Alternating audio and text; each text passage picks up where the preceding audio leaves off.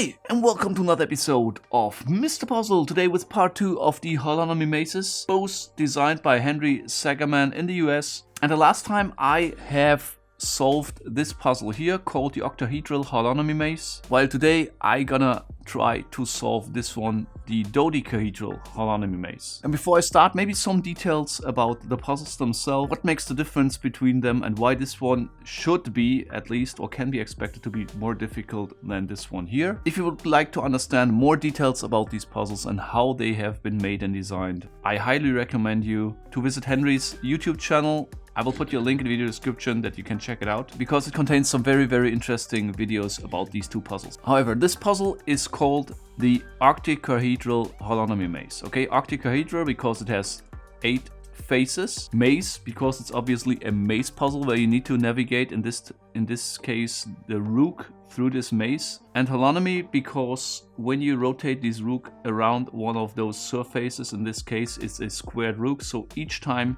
you rotate this rook around one of these triangular loops, it will rotate by a quarter of a turn, so basically 90 degrees, and comes back on the same place in this turn condition, which is called Holonomy. But how much more difficult is this one actually? Just to give you an idea, on this puzzle we got 1, 2, 3, 4, 5, 6 vertices times 4 possible orientations of the rook, making it overall 24 nodes on this puzzle. The Dodecahedral Holonomy maze, however, behaves a bit different. Here the rook has 6 possible orientations, and together with the number of vertices, which are like 1, 2, 3, 4, 5, 6, 7, 8, 9, 10, 11, 12, 13, 14, 15, 16, 17, 18, 19, 20, we do have overall 120 nodes instead of 24, making this maze 5 times bigger than this one. And another interesting detail is that when you slide this rook here around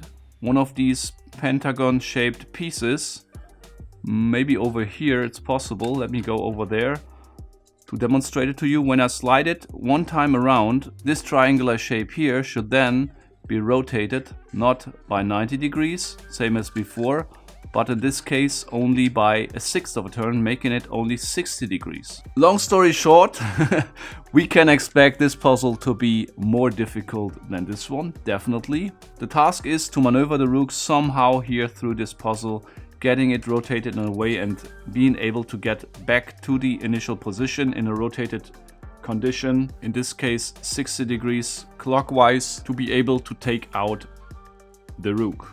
So I still can say it again, I think this is a very interesting approach on a maze puzzle. Absolutely fascinating, very creative and clever. And yeah, let's see how difficult it is, especially comparing this one and this one. The complexity is definitely higher, but will it also be more difficult? We're gonna find out after the spoiler break.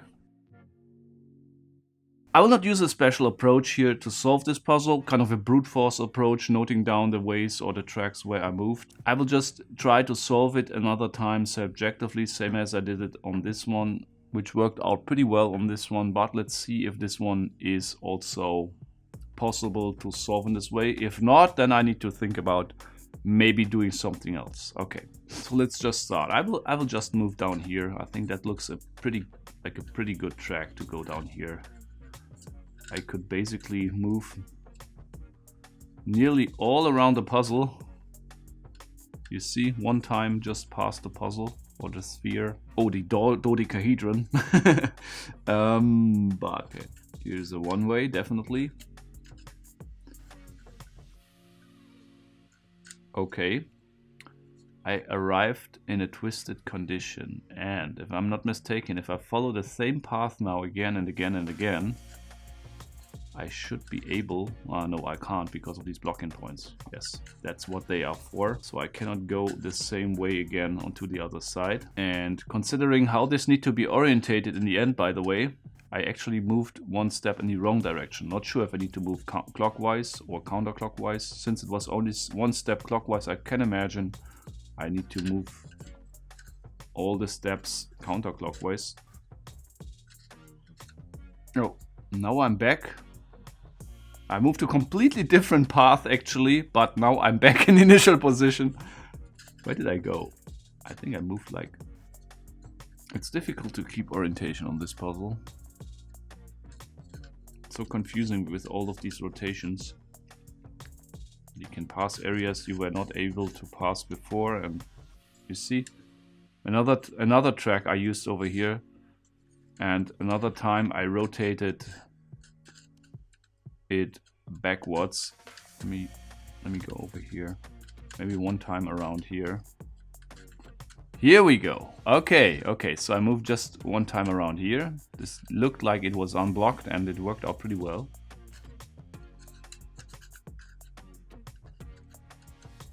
Going all the way around. Oh, if I could return in this orientation, I would be able to take it out. Now it's one more step. Okay, it was two more steps before. So let me just check again to not completely lose orientation. How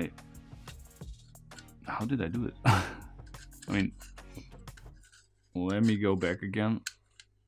No, not this way. One more around here and around here. Oh, no.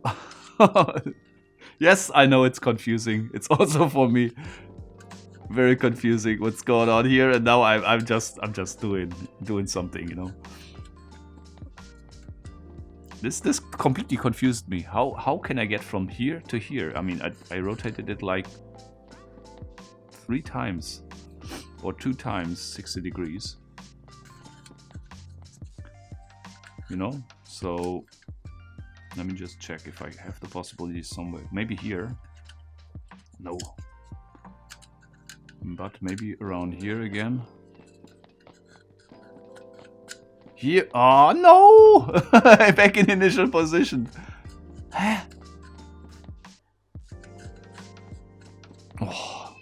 No, I'm starting over from the beginning. No idea how I came back from last step to the beginning, but there's definitely a shortcut. Oh yes, that's it. No, back in initial position. By the way, is it also possible when this triangle is pointing inwards, like here, that I can take it out? Or must it point outwards? I think both would be possible. So I need to... Okay, this is not possible to orientate it that it will point inwards, since I can't rotate it from here 90 degrees, but only 60 degree steps. That this triangle will point inwards and I take it out. So I need to make it point either like in this direction of this face or in this direction of... Now I would need to go back. Exactly in this orientation I need to go.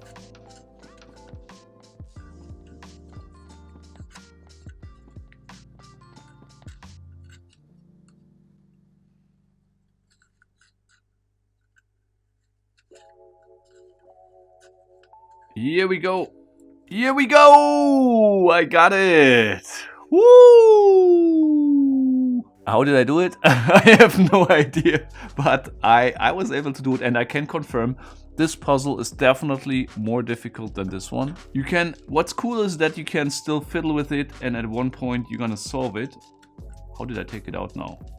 Yeah, like so, I think. Yeah, it's only possible to take it out like so. Understanding now how to do it, I will try it now, of course. I will figure out the solution and then I will present it to you, but let's see how much time this will take. So, I spent some time with this puzzle. Oh, where am I now? Okay. And now I learned how to solve it and how to get it back in the initial condition. Very interesting puzzle again, because you develop kind of a sense what moves you need to do depending on how this rook is rotated here at this point. So you develop kind of a portfolio of moves you can apply depending on what happens. The most elegant way or shortest way I found is the following. So I basically do some moves and come back only 2 times, and after the second time I come back here, it's already solved.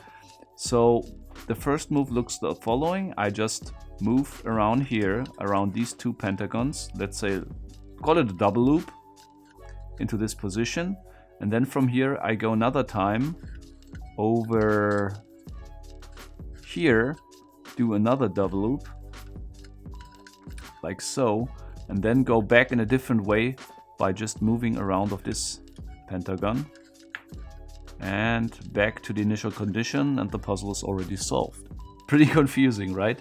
To lock it again, I just go back the same way and do it other way around, like so. Where am I right now? I think I'm in the correct position.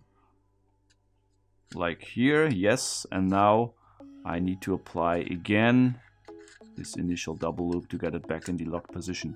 You can also combine all of these moves in one, that you just move around the puzzle like in a very confusing and random shape, and in the end it's solved. I could imagine it's pretty impressive if you present this puzzle to someone like that. So you can basically combine the two moves I showed before. Let me just do this.